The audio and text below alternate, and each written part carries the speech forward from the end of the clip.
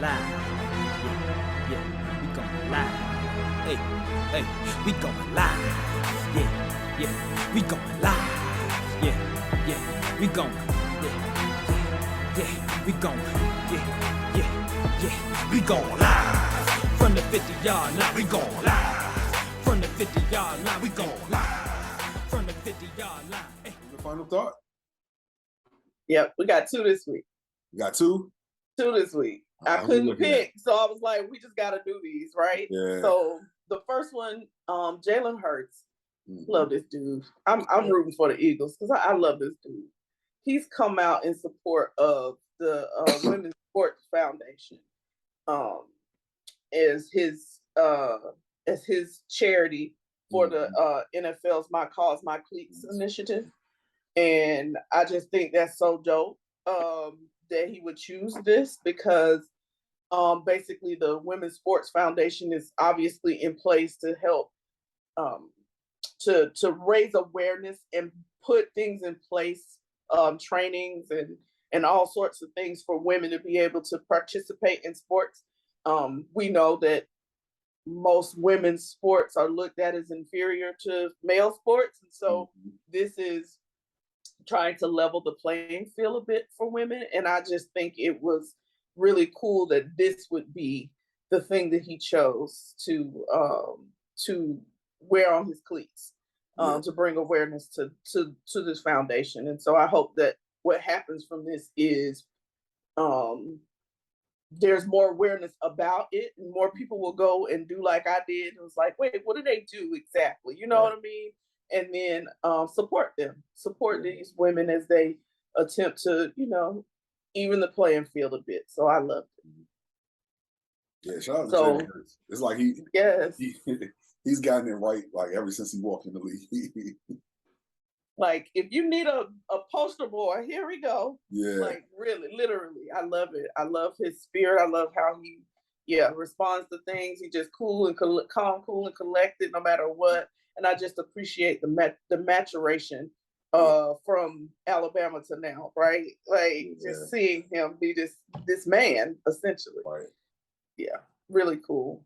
And so our second story is about Dystany, even though her name looks like Dynasty. Dynasty, yeah, I did the same thing. It's Dystany. Yeah, it's Dystany Spurlock. And she is the first female African-American female drag racer. And so her story is her parents were riders, motorcycle riders. So she's been riding since she was like 6. Oh, and wow.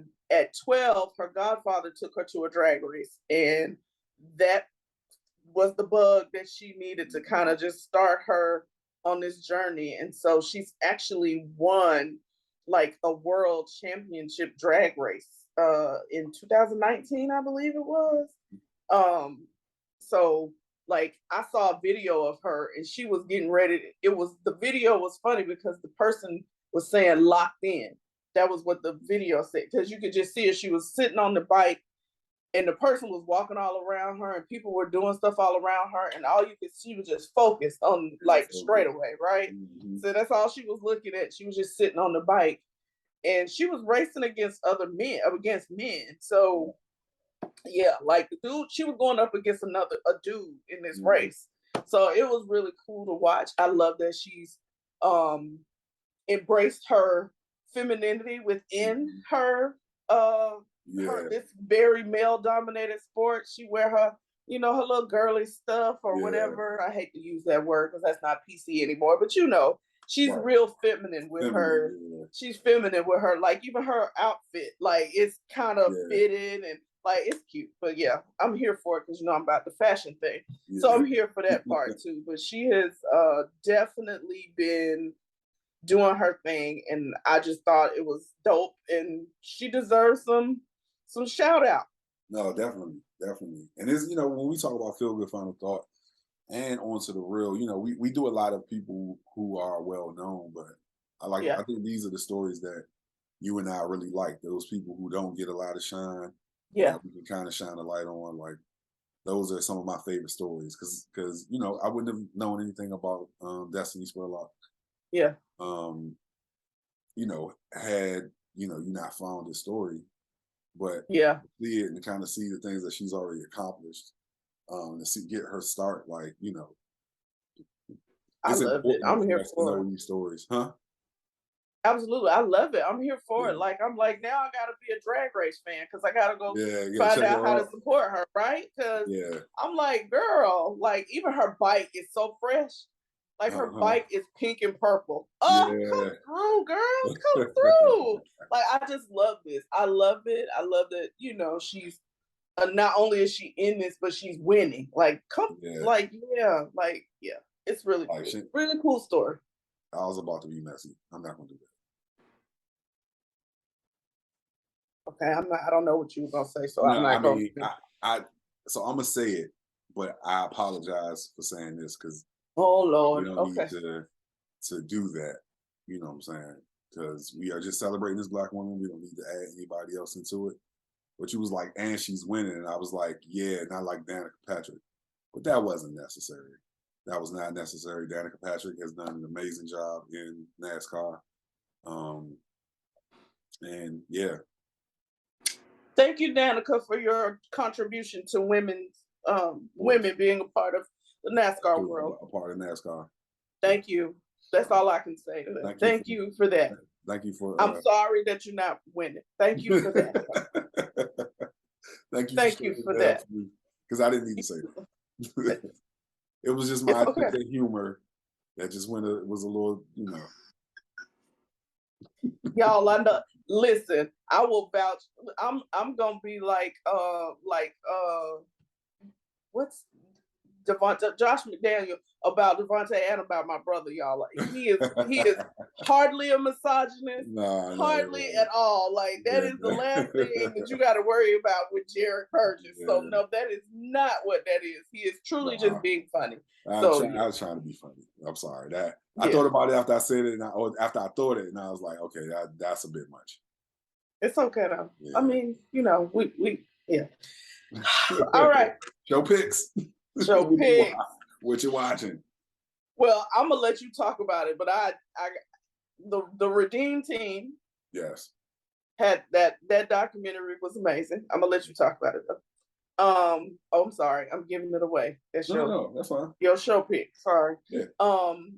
But I also watched a Netflix series, a new Netflix series called From Scratch that took me out, y'all. Mm-hmm.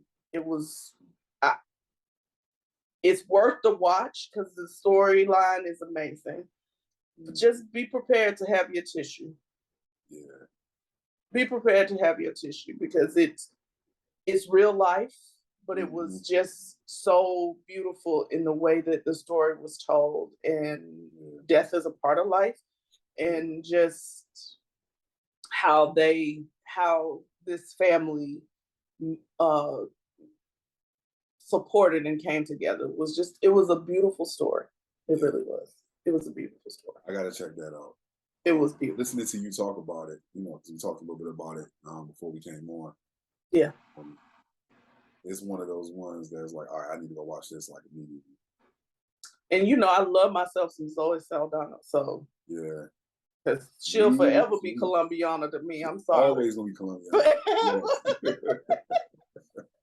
Forever be Colombiana to me. But this was real. I mean, I literally said, if she doesn't get a nod for some sort of award for this, it was amazing. Yeah. I'm definitely gonna have to. I'm gonna force Ronnie to watch one of these. God, we got plenty of stuff that we got to catch up on. Yeah, well, we didn't miss 2 weeks. There's plenty of stuff out there. So yeah.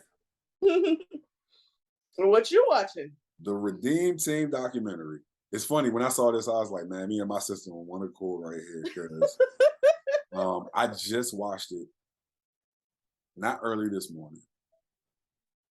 One of the mornings I went to sleep super early, and then I woke up at 2 o'clock in the morning, and then I forced Drew after he woke up to kind of sit there and watch it with me.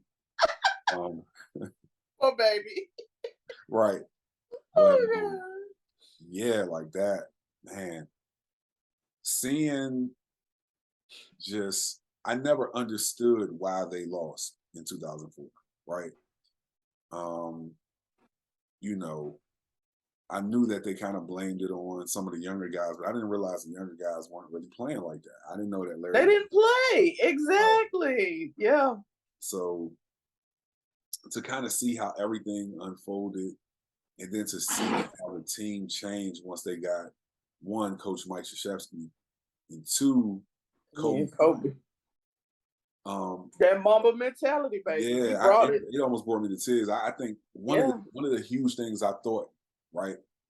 One of the huge things I saw, and I thought, like, man, like this probably encompasses that Mamba mentality, is when they were playing against Spain. And Pau Gasol, he knew that Pau was going to be the last screen, and he ran right through Pau's chest and got a. And that's what Carmelo and somebody else was like. He said, "Oh, I'm running through him," and they were like, "Oh, this is teammate. He ain't gonna do that." He laid Pau out, boy, like literally, like out, like Pau got up, like, "Oh, that's how we doing this, brother." Okay, yeah. But it was just awesome. No, that was the great demonstration of his Mamba mentality. Yeah, I think that team, you know, and obviously they had to make the decision to do it, but that team is what led to the Heatles. You know, that team is what led to Chris Bosh, LeBron James, and Dwayne Wade playing on the team together. Because you can see they were really interested in playing the game the right way, you know. Yeah. And, while it did kind of shift the balance of power in the NBA, we could kind of see, especially from the result of it, they were only 50% in their mission. Putting a collection of talent together doesn't necessarily ensure you victory. No. Because you look at the team and you know, you could tell they kind of took it for granted. They only had 2 weeks of a camp, that 2014, and then they started playing. And so it was like, y'all kind of took this thing for granted. Y'all didn't realize the rest of the world had caught up. That humility, that's the thing I loved about this entire thing, is like you watched the arrogance and then them having to humble themselves. Yeah. And that's the thing Kobe brought. Like, as much as he could have been arrogant and cocky, and that's not how he how he was. Right. Like, it was literally, I'ma just grind. If you don't want to, you don't have to. I'm gonna show you better than I can tell you. Like, that was just him. That 5 o'clock. That's what made me think about it. Like, they were like, we just getting back from being in the club and you going to work out, like, and then pretty soon everybody except Carmelo. Yeah. Melo say, man, look here, I ain't start getting work because 5 o'clock is just too early. Right. But I love this. It was so many layers of good stuff in this documentary. For me, learning how silly LeBron is. Yeah. Who knew this man was the comedian of the group? Like, right? What? Yeah. I was surprised by that too. Yeah, so it just really was phenomenal. I loved watching people that we know they're older. Some of them, their careers are over. Yeah. You know what I mean? But just seeing them when they were fresh, young, and how they were, it was so good. It really was. It was so good. That's one of those that I'd love to. If I had like a team, we'd have to watch that. Oh, yeah, definitely. Yeah. We'd have to watch that. Mm-hmm. And then can we talk about how funny Mike Krzyzewski is? Oh my God.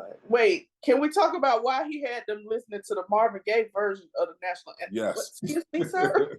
All these black men you got on your team, yes, you're going to listen to the Marvin Gaye version. Marvin Gaye version. Either Marvin Gaye or Whitney Houston. Because when they said they thought that was the greatest, I was like, y'all forgot Whitney Houston? Because for me, that's the greatest rendition ever. Ever. Yeah.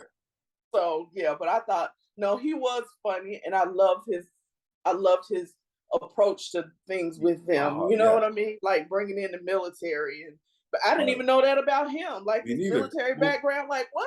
I did know he went to West Point, but I just didn't know a lot about the military background. Nope. So all of this was just really good.